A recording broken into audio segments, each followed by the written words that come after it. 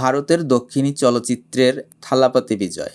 একদিকে তিনি কোটি দর্শকের হৃদয়ের সুপারস্টার, অন্যদিকে নতুন প্রজন্মের রাজনৈতিক আশার আলো। নায়ক থেকে নেতা হওয়ার এই যাত্রা কেমন? আজ জানব বিজয়ের জীবন, তার চলচ্চিত্র কেরিয়ার এবং রাজনৈতিক অবস্থান। জোসেফ বিজয় চন্দ্রশেখর, সংক্ষেপে বিজয়, জন্মগ্রহণ করেন 1974 সালের 22 জুন চেন্নাইয়ে। তার বাবা এস.এ. চন্দ্রশেখর ছিলেন একজন চলচ্চিত্র পরিচালক এবং মা শোভা চন্দ্রশেখর ছিলেন প্লেব্যাক সিঙ্গার।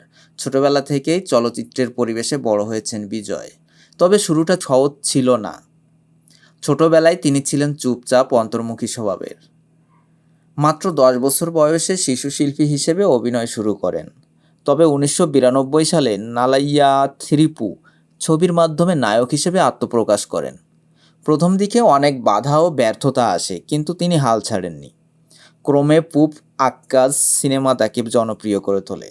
এরপর একের পর এক সিনেমা হিট হতে থাকে। গিল্লি, থিরুপাচ্চি, পোক্কিরি, থুপাক্কি, মার্সেল, মাস্টার, লিও এইসব ছবির মাধ্যমে তিনি শুধু বাণিজ্যিক নায়কই নন, হয়ে ওঠেন মানুষের আবেগের প্রতীক।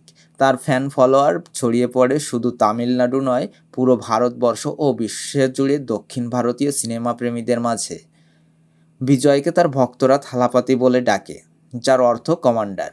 তিনি শুধু সিনেমার নায়ক নন, সমাজেও প্রভাবশালী ব্যক্তিত্বে পরিণত হয়েছেন। তার ছবি মুক্তি যেন উৎসবে পরিণত হয়, হাজার হাজার মানুষ প্রেক্ষাগৃহে ভিড় করেন। বিজয়ের সিনেমাগুলোতে সামাজিক ইস্যু প্রায়ই উঠে আসে, দুর্নীতি, শিক্ষা ব্যবস্থা, স্বাস্থ্যসেবা ইত্যাদি। ধীরে ধীরে দর্শকরা তাকে শুধু নায়ক নয়, বরং জনগণের কণ্ঠস্বর হিসেবে দেখতে শুরু করে। মার্শাল সিনেমায় সরকারের জিএসটি নীতি নিয়ে সমালোচনা প্রচণ্ড আলোড়ন তোলে। তার সংলাপ সরাসরি রাজনৈতিক আলোচনার বিষয় হয়ে ওঠে। 2024 সালে বিজয় নিজের রাজনৈতিক দল ঘোষণা করেন, তামিঝাগা ভেট্রি কাজগম, টিভিকে। দলের মূল প্রতিশ্রুতি শিক্ষা ও স্বাস্থ্যকে সর্বোচ্চ গুরুত্ব, দুর্নীতির বিরুদ্ধে কঠোর অবস্থান, সাধারণ মানুষের জীবনের মানোন্নয়ন। তার দলের মূল টার্গেট যুব সমাজ। তরুণরা তাকে শুধু নায়ক নয়, ভবিষ্যতের নেতা হিসেবেও গ্রহণ করছে। রাজনীতির মাঠ সিনেমার চেয়েও অনেক কঠিন। এখানে প্রতিপক্ষও শক্তিশালী, সমালোচকও অগণিত। বিজয়কে এখন প্রমাণ করতে হবে তিনি শুধু সিনেমার পর্দার নায়ক নন, বরং বাস্তব জীবনেরও নেতা। তবে একটা বিষয় পরিষ্কার, তামিলনাড়ুর রাজনীতিতে এক নতুন শক্তি ইতিমধ্যেই জন্ম নিয়েছে।